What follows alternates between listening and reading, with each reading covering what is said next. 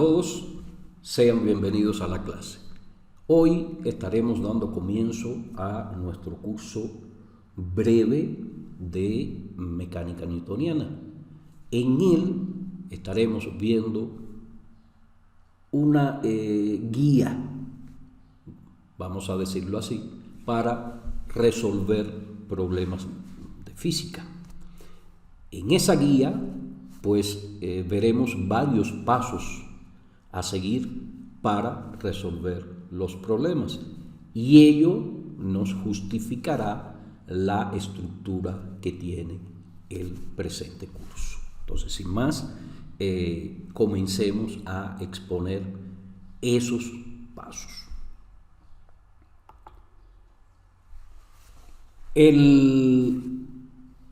Los problemas fundamentales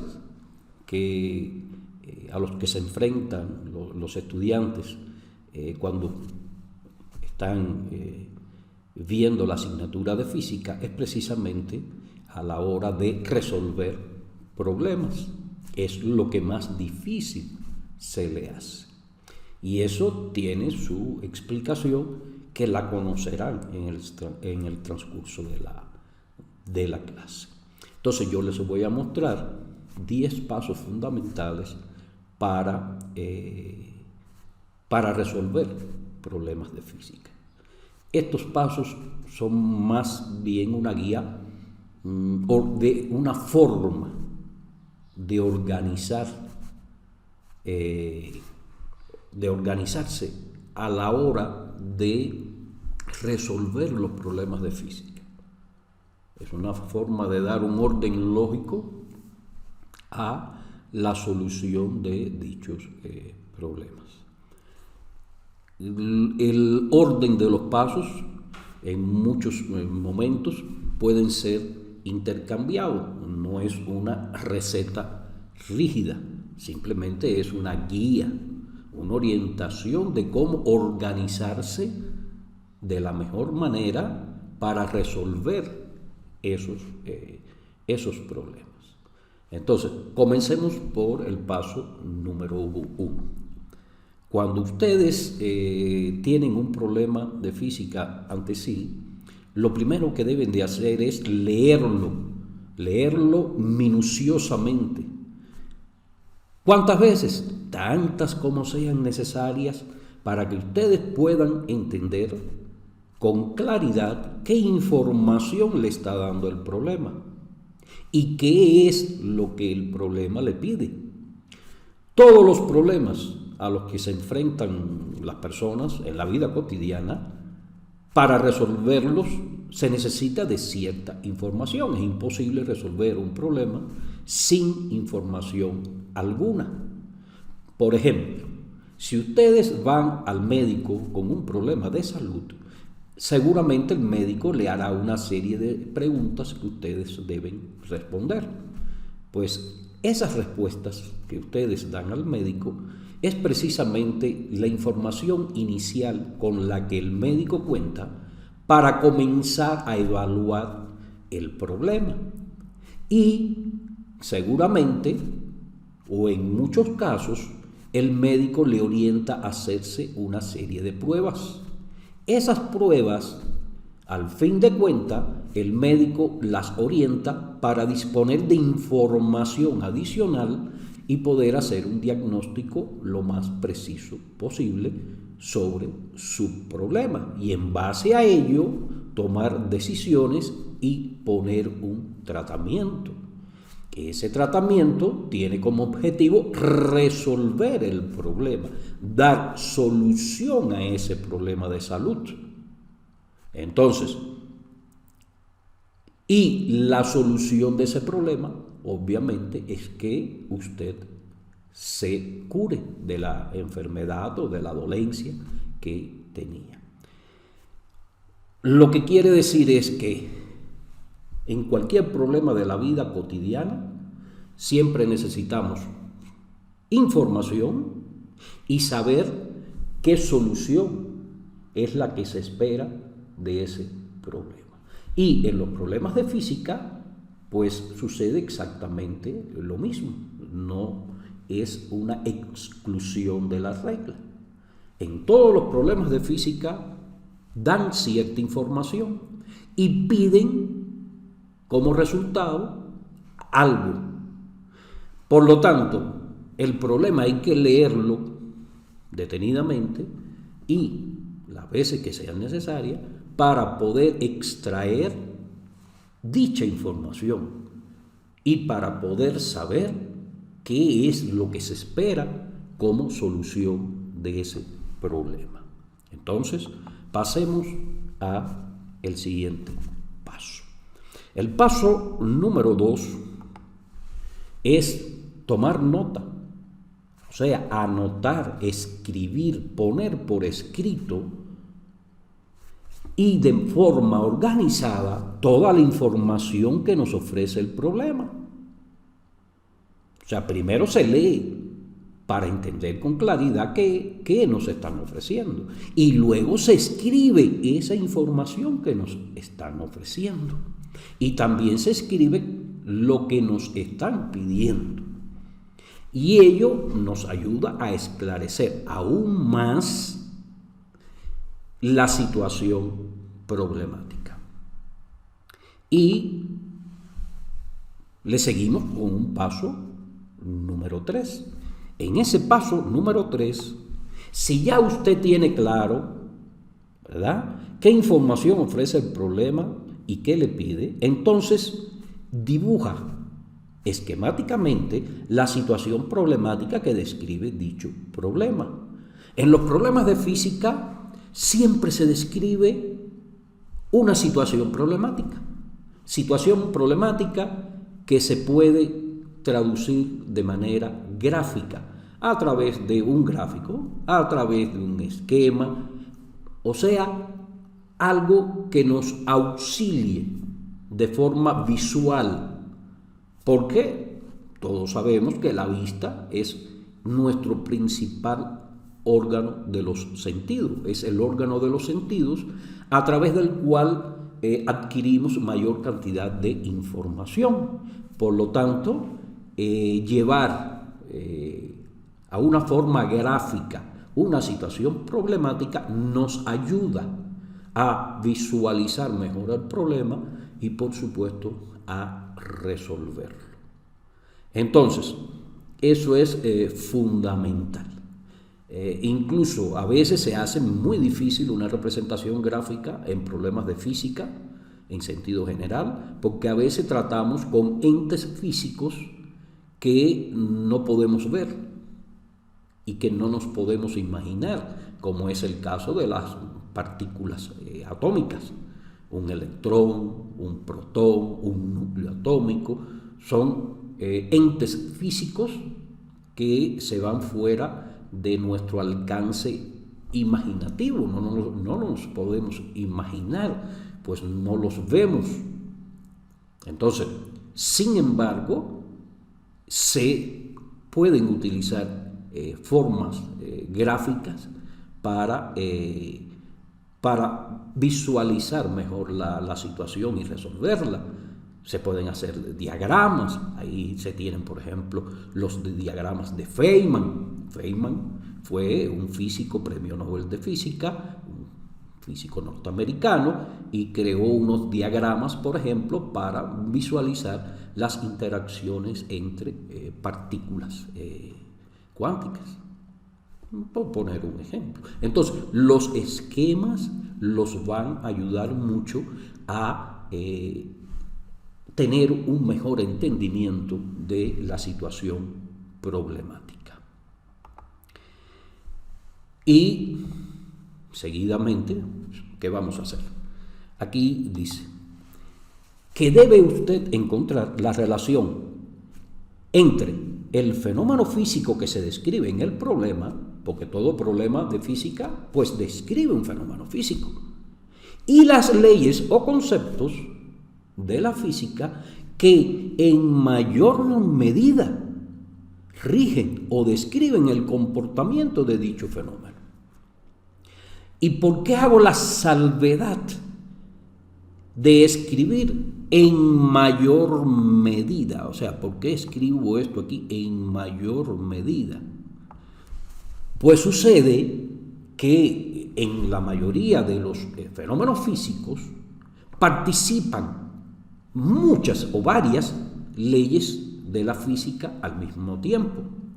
Sin embargo, unas tienen preponderancia con relación a las otras en la ocurrencia de dicho fenómeno. Por ejemplo, en el caso del movimiento de fricción, que seguramente todos habrán escuchado hablar de la fuerza de fricción.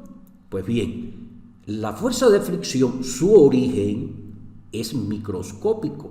Se debe a las interacciones intermoleculares de las superficies que están en contacto.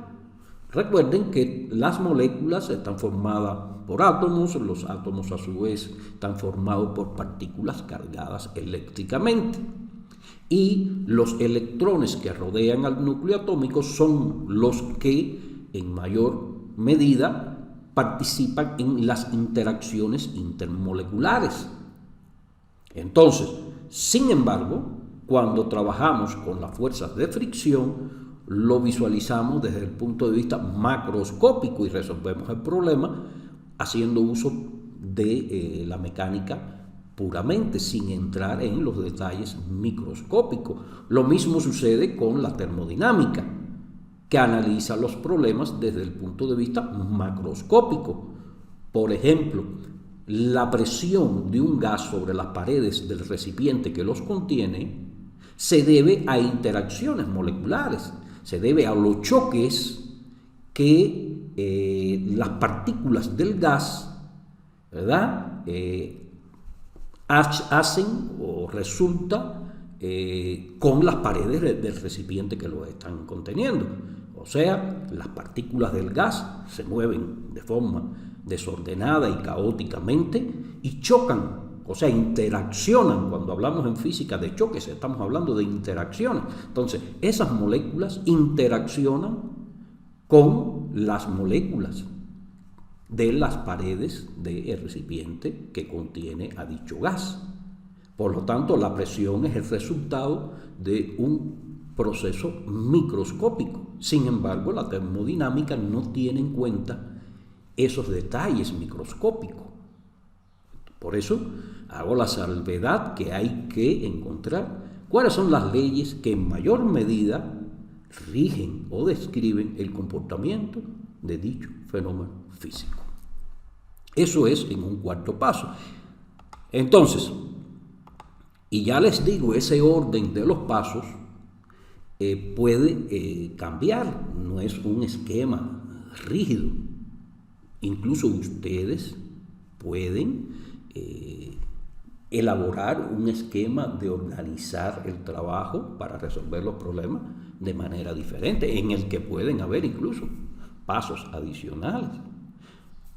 Por ejemplo, si yo les pongo un problema en el que aparecen constantes físicas universales y no les doy el valor de esas constantes físicas, un paso adicional que tendrían que hacer es buscar en la literatura el valor de esas constantes físicas. Por eso les digo que esto no es un esquema rígido, simplemente es una propuesta de organizar de manera lógica que de manera más fácil los lleve a solucionar el problema de forma, digamos, más eficiente. Eso los va a ayudar a organizar su pensamiento a la hora de resolver los problemas de física. Un quinto paso. Ya usted encontró qué ley o leyes o conceptos físicos están describiendo o determinando el fenómeno físico que se describe en el problema. Entonces, eso lo vamos a escribir en forma cuantitativa. Resulta que las leyes y conceptos físicos, la manera más cómoda y eficiente de expresarlas son a través de relaciones entre cantidades, relaciones matemáticas, relaciones cuantitativas. Entonces, ya sé de qué ley vamos a estar trabajando para solucionar el problema, o qué leyes o qué conceptos. Entonces vamos a escribir esas leyes o conceptos, o leyes y conceptos, porque pueden estar participando, o sea, generalmente participan tanto las leyes como los conceptos. Pues entonces vamos a escribir eso de forma cuantitativa, en forma de fórmulas, en forma de ecuaciones. Y en un sexto paso, pues vamos a escribir también de forma matemática, o sea, de forma cuantitativa, pues las relaciones que nos dan entre diferentes cantidades físicas que el problema nos está diciendo es decir, en su propio texto. O sea, en los problemas de física es habitual que se impongan determinadas condiciones que están en forma de relaciones entre cantidades que están participando en la ocurrencia del fenómeno, que caracterizan a dicho fenómeno. Entonces, ese conjunto de leyes, conceptos y relaciones matemáticas entre las cantidades que nos aparecen como información del problema, pues van a conformar un sistema de ecuaciones. Y cuando hablo de sistema de ecuaciones, no se imaginen un sistema de ecuaciones lineales concretamente. O sea, es un sistema de ecuaciones, quiere decir que hay varias ecuaciones que deben resolverse simultáneamente.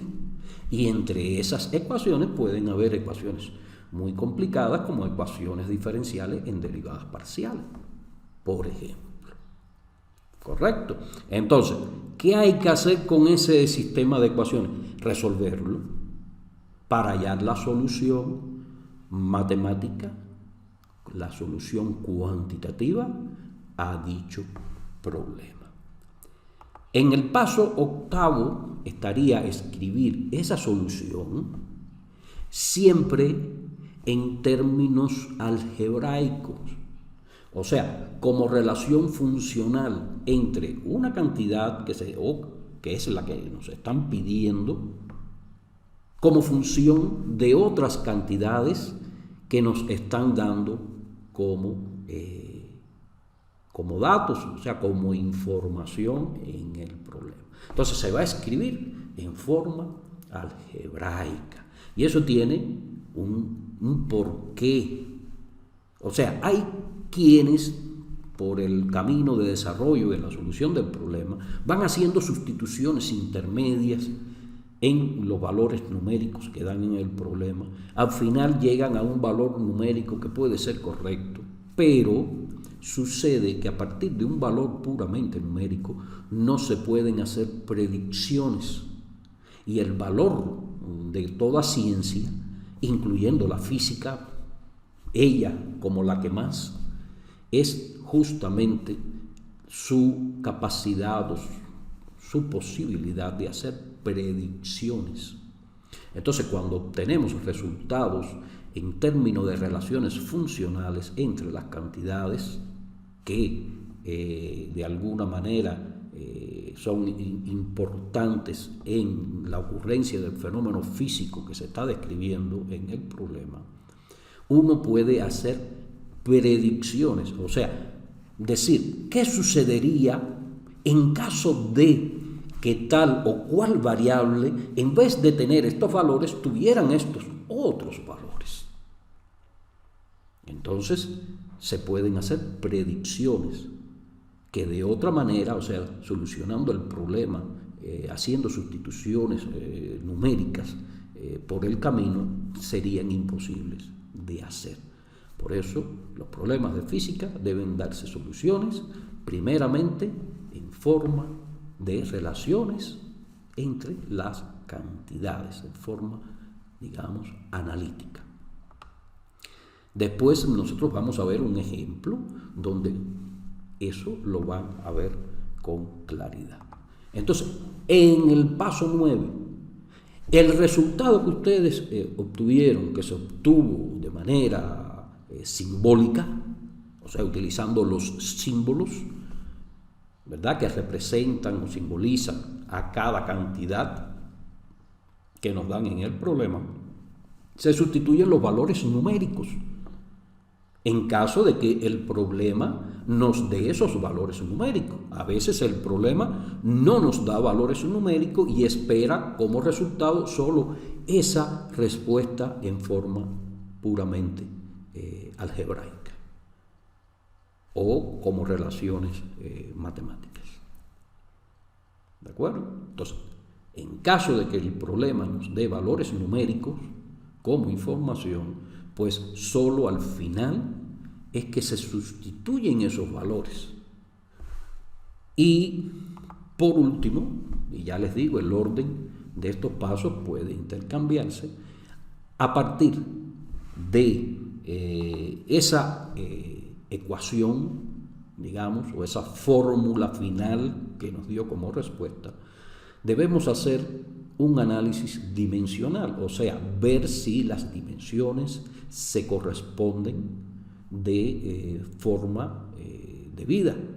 Por ejemplo, si estamos hallando una velocidad y es en kilómetros por hora su unidad de medida, pues toda la combinación de productos, divisiones, etcétera, sumas, restas que tengamos del otro lado de la ecuación, digamos que tenemos una velocidad del lado izquierdo y del lado derecho del signo igual tenemos una combinación de cantidades relacionadas entre sí de forma matemática, pues esa combinación tiene que darme como resultado kilómetros por hora también.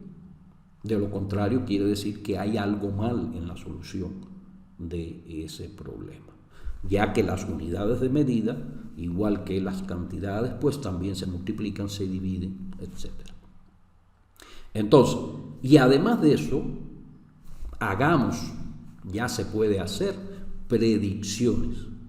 A veces las predicciones son de carácter muy simple y otras veces podemos hacer predicciones muy importantes que son decisivas a la hora de resolver problemas reales a los que nos enfrentamos en el campo de la física y de la tecnología.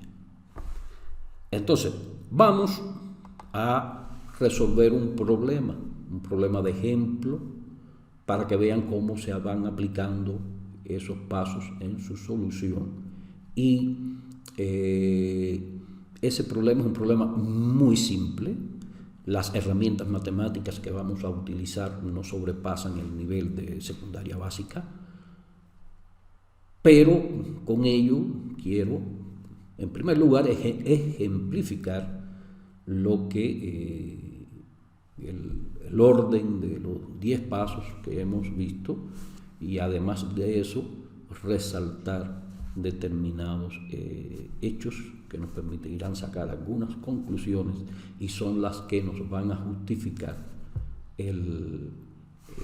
digamos, la estructura del curso que vamos a estar llevando. Entonces, veamos un ejemplo. Aquí lo tenemos y dice así el problema. Dice, un automóvil durante la primera mitad del tiempo que estuvo en movimiento llevó la velocidad de 80 km por hora y durante la segunda mitad de ese tiempo la velocidad de 40 km por hora. ¿Cuál fue la velocidad media de este automóvil? Nos están preguntando. Si leemos detenidamente ese problema según nos recomienda el paso número 1, veremos o notaremos que nos están dando cierta información. Por ejemplo, dice, un automóvil, eso es intrascendente si es un automóvil, si es un tren, si es cualquier otra cosa. Pero dice después, durante la primera mitad del tiempo que estuvo en movimiento. ¿Qué quiere decir eso? Que ese automóvil estuvo en movimiento un tiempo determinado. Y durante la primera mitad, ya sabemos qué cosa es una mitad, por lo tanto nos está dando una información. Durante la primera mitad del tiempo, Nos están diciendo que ese tiempo es igual al tiempo que estuvo en movimiento ese automóvil dividido entre 2. Y eso es información.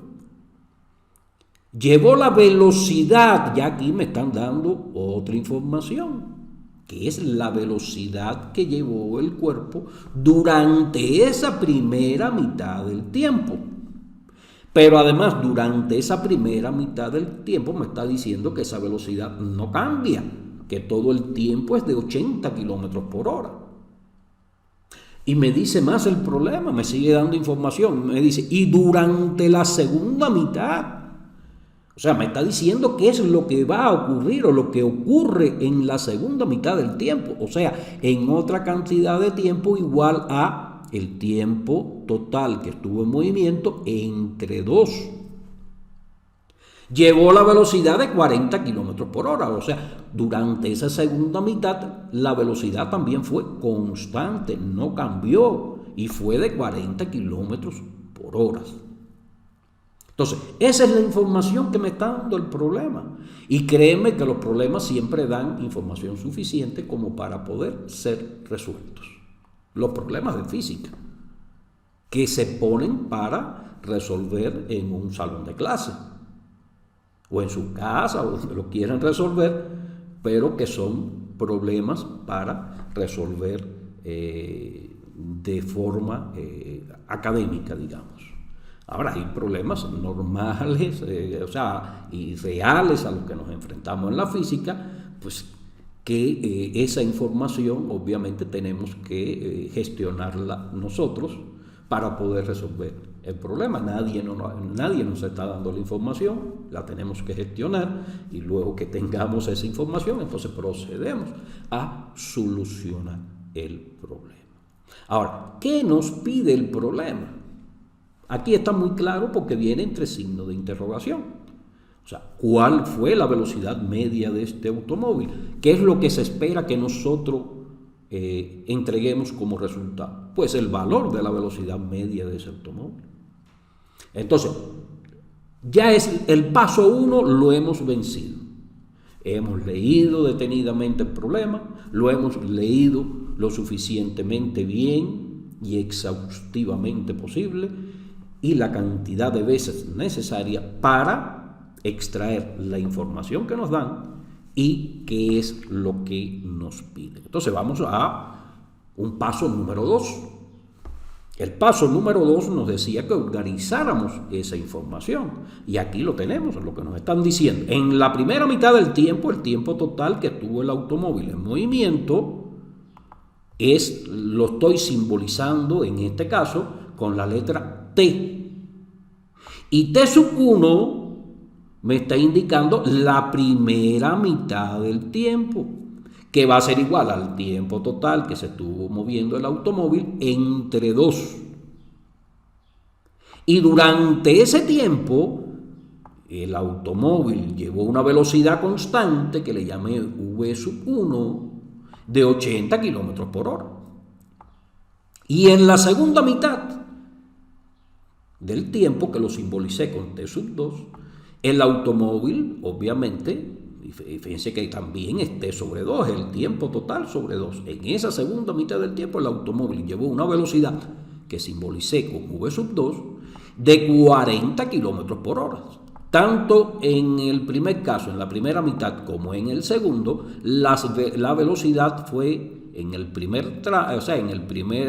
la primera mitad del tiempo de 80 kilómetros por hora constante, no cambió durante esa primera mitad del tiempo, y durante la segunda otra mitad tampoco cambió su velocidad, fue constante. Ahora, ¿fue constante la velocidad durante todo el tiempo? No. Durante todo el tiempo no fue constante solamente durante la primera mitad del tiempo y durante la segunda mitad del tiempo. ¿Y qué nos están pidiendo? La velocidad media. Entonces, vamos al siguiente paso y veamos acá. ¿Cuál era el tercer paso? Dibujar o representar de forma gráfica la situación problemática. Entonces aquí, como pueden ver, se dibujó. Este es todo el trayecto que siguió el cuerpo, que es esa línea que está aquí en ese color violeta. Entonces, esto está representando el cuerpo, es el automóvil, ¿verdad? Y el automóvil pues recorre desde esta posición hasta esta posición, o sea, recorre en total una distancia que yo simbolicé con la letra L mayúscula. Pero esa distancia la voy a separar en dos tramos. Un tramo fue recorrido por el cuerpo durante la primera mitad del tiempo y el otro tramo fue recorrido durante la segunda mitad. Los tramos obviamente tienen que ser diferentes, porque esta primera mitad del tiempo se recorrió la cantidad L1 a la velocidad de 80 km por hora. Y este L2 se recorrió a la velocidad de 40 km por hora.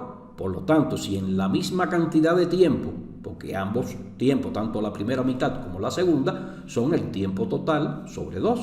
O sea, esos tiempos son iguales, pero se recorrieron a velocidades diferentes. Esta primera mitad del tiempo se recorrió a una velocidad mayor que esta segunda mitad del tiempo y por lo tanto este recorrido tiene que ser mayor que el segundo recorrido en la segunda mitad. Entonces, continuamos con el paso número 4. En el paso número 4 tenemos lo siguiente. Ya identificamos qué conceptos están involucrados en el problema. ¿Qué ley va a estar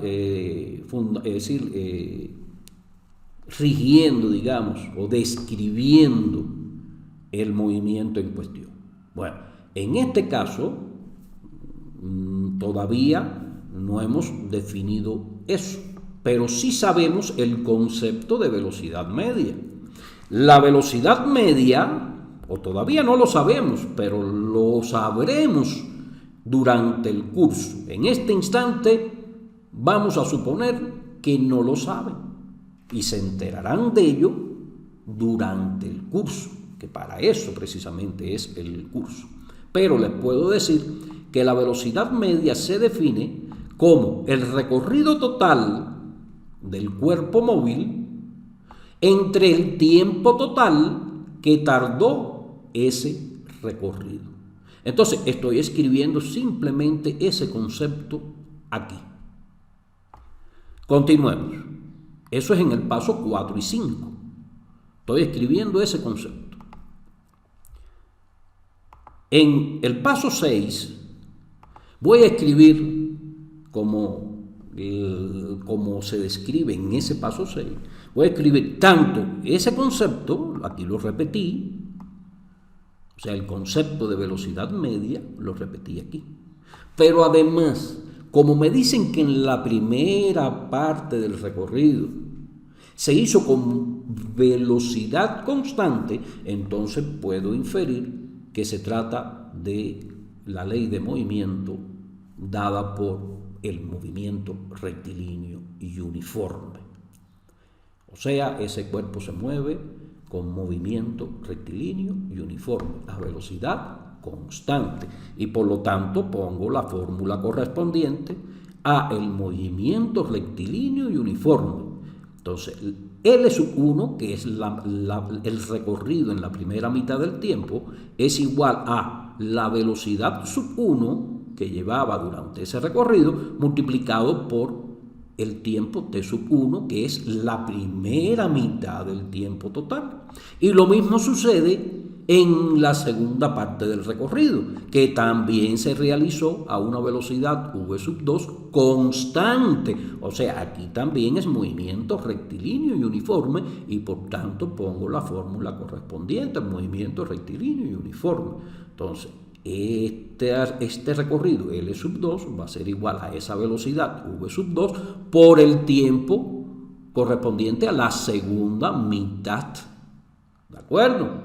Entonces, teniendo en cuenta que estas relaciones, estas son las relaciones que nos dan como información en el problema, porque nos dicen primera mitad del tiempo y segunda mitad del tiempo. Y además también tenemos la información de que el recorrido total, ¿a quién va a ser igual? Pues a la distancia recorrida durante la primera mitad del tiempo más la distancia recorrida durante la segunda mitad del tiempo. Entonces, este sistema de ecuaciones es el que tengo que resolver. Y ahora lo vamos a resolver. Y aquí estoy condensando los pasos 7 y 8.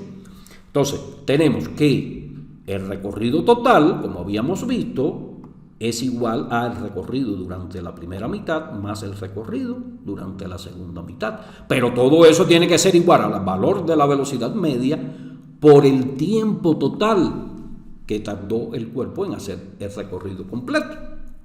Ahora, ya sabemos que la primera parte del recorrido es igual a v1 por t1. Eso lo escribimos en forma matemática en el paso anterior.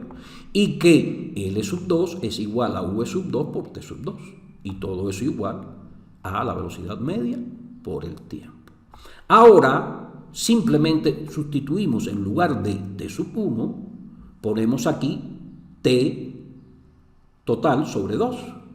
Y aquí también t total sobre 2, que son los valores de la primera mitad del tiempo y la segunda mitad del tiempo. Fíjense que ahora, si sacamos factor común t de estas dos, entre estos dos términos, de esta suma, pues se simplifica con este otro t. O sea que los tiempos quedan eliminados de la ecuación.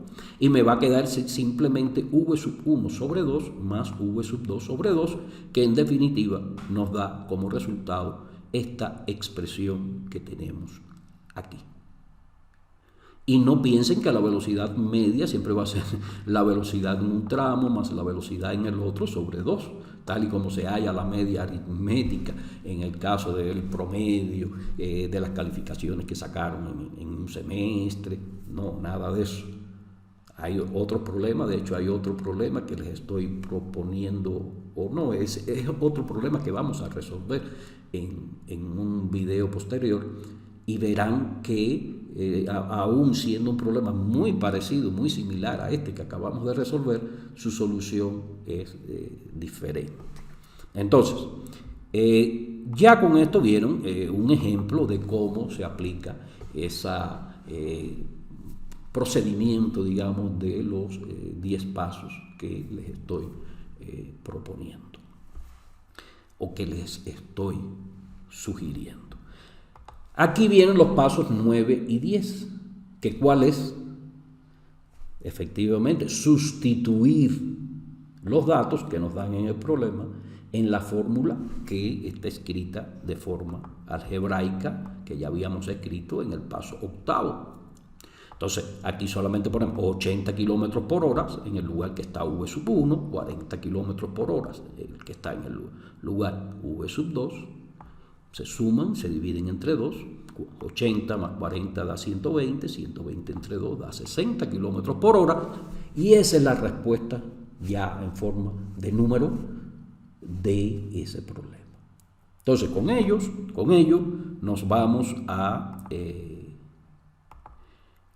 ver algunas conclusiones que podemos sacar de estos pasos y del problema que acabamos de resolver.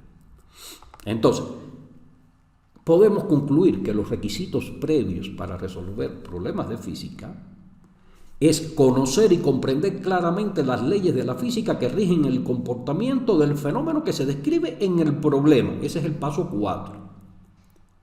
O sea, no podemos cumplir con el cuarto paso si no conocemos las leyes de la física.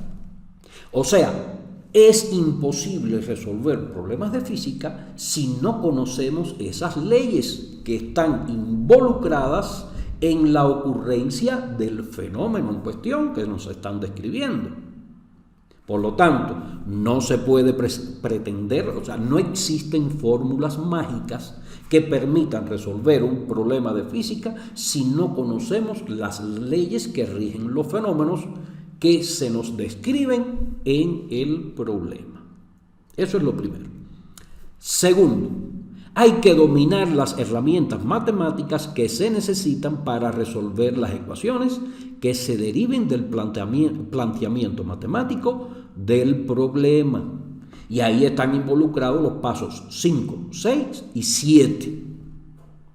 O sea, si no dominamos las herramientas matemáticas que nos permitan resolver los problemas, no los podemos responder, no los podemos solucionar. Eso es un hecho. Por lo tanto, tampoco pretendan resolver problemas de física si no dominan las herramientas matemáticas de las cuales tendrán que hacer uso. Y es por ello que el curso básico de mecánica newtoniana, aquí lo hemos organizado, lo hemos estructurado de la siguiente forma. Lo hemos estructurado justamente para poder cumplir a la hora de solucionar un problema con cada uno de los pasos. Y ya vimos que el cuarto paso, así como el quinto, sexto y séptimo, son imposibles de cumplir si no contamos con el conocimiento de las leyes de la física y si no contamos con el dominio de herramientas matemáticas que nos puedan ayudar a resolver los problemas de forma cuantitativa. Les digo, la física es una cosa, la matemática es otra. No son la misma cosa, son cosas diferentes. La física explica los fenómenos y cómo y por qué ocurren los fenómenos de la naturaleza física que nos rodea en este universo. Las matemáticas trabajan con relaciones cuantitativas entre cantidades, pero es la herramienta que utilizamos los físicos para poder resolver los problemas que son objeto de estudio de la física. No solo los problemas que nos ponen para resolver en una clase, pues ya los físicos profesionales, pues ya no nos dedicamos a resolver ese tipo de problemas en sentido general. Ya estamos obligados a resolver otros problemas, que ya son problemas reales del mundo que nos rodea, para podernos explicar ese mundo y además para poder ocupar en la tecnología esos conocimientos físicos. Los ingenieros, al igual que los físicos, pues tienen que hacer uso de esas leyes de la física para resolver los problemas prácticos a los que se enfrentan en su área de estudio. Por ejemplo, ¿por qué vuela un avión o un helicóptero? ¿Por qué navega un barco? ¿O cómo lo hace un submarino? Son problemas técnicos. ¿O cómo funciona un celular? Y todo lo que está en su interior, cada elemento electrónico que hay formando un celular, cómo y por qué funciona de esa manera. Pues esas son cosas que los ingenieros tienen que, obviamente, dar solución. Tienen que conocer, tienen que dominar. Entonces, la física, para poder dar solución a determinados problemas tecnológicos y del mundo físico, así como los ingenieros, ¿verdad?, tienen que apropiarse de conocimientos tanto de las leyes de la física como de las herramientas matemáticas que facilitarán su estudio y además puedan llevarlos a solucionar problemas prácticos en su área profesional. Cómo diseñar un puente y que éste no se caiga. Hay puentes que se han caído porque el diseño no ha sido correcto, porque no se han tenido en cuenta, digamos, fenómenos como la resonancia que puede ocurrir cuando los objetos vibran. De hecho, hay casos que se han dado, que se han registrado de derrumbes de puentes porque han caído en resonancia con la marcha del ejército, por ejemplo. Han caído en resonancia y eso los ha llevado a colapsar. Entonces, son muy importantes las leyes de la física y también las herramientas matemáticas que permitan de manera más eficaz resolver esos problemas. Por ello, la estructura del curso será la siguiente. Estaremos comenzando con un módulo, o sea, lo hemos dividido en 7 módulos fundamentales. El primer módulo será nociones de cálculo 1 y 2, o sea, cálculo diferencial e integral. Hay otras herramientas matemáticas de nivel de complejidad mayor, como ecuaciones diferenciales, como ecuaciones diferenciales en derivadas parciales, etcétera, etcétera, etcétera. Aquí solamente nos vamos a limitar porque de lo contrario no podemos, no tendríamos tiempo suficiente para abarcar todo el curso de mecánica. Estamos dando las herramientas fundamentales que permitan en un % elevado resolver problemas relacionados con la mecánica newtoniana. ¿De acuerdo? Entonces, por eso comenzaremos con nociones de cálculo diferencial e integral, que es una herramienta que a nivel universitario pues ya es un arma poderosa para resolver problemas de física con un nivel de complejidad que ya resulte de utilidad para resolver problemas reales en el área de ingeniería que estén trabajando. También veremos nociones de álgebra de vectores. ¿Por qué? Porque sin conocer el álgebra de vectores, o sea, cómo se multiplican los vectores, cómo se suman y se restan, pues estará muy difícil, por no decir imposible, resolver los problemas de física. ¿Por qué? Porque muchas cantidades, o sea, muchas magnitudes físicas se comportan justamente como vectores y por lo tanto hay que saber trabajar con esas cantidades. Después entraremos ya a cuestiones ya más propias de la física, como son la cinemática, módulo 3, dinámica del punto material, módulo 4, las leyes de conservación de la física, que son sumamente importantísimas por ser leyes universales. ¿De acuerdo? Son las más universales de todas las leyes de la física, o sea, las leyes de conservación, que ese será el módulo 5. En el módulo 6 ya estaremos viendo sistemas de referencia no inerciales y por último estaremos terminando el curso con la mecánica del sólido rígido. Entonces, con ello ponemos fin a esta clase introductoria que los pasos a seguir para resolver un problema los puse para resaltar en primer lugar cómo organizar el trabajo a la hora de resolver problemas de física y por otro para a partir de esos pasos poder descubrir o poner al descubierto aquellos elementos que fundamentalmente traen dificultad a la hora de resolver dichos problemas y por lo cual hay que organizar el curso de física de manera tal que esos problemas puedan quedar resueltos. Y no me hablo específicamente del problema de física, sino el problema para resolver los problemas de física y valga la redundancia. Entonces, con esto terminamos esta clase.